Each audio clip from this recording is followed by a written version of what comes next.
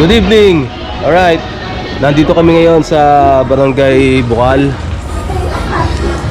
Inaantay natin si kapatid, si Liang. Kasi celebration ng birthday niya ngayon. So, isa-surprise namin. Hindi niya alam to. Ayan. Ayan. Ayla. Iba. So, nag-set kami ng acoustic band. Ayun, nandun. Sila paring Jay. Siyempre. Wow, ang galing eh. Kunin mo. Pare man.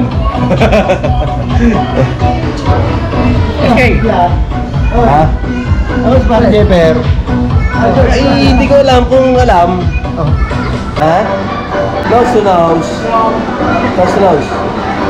Wala. Nose to nose.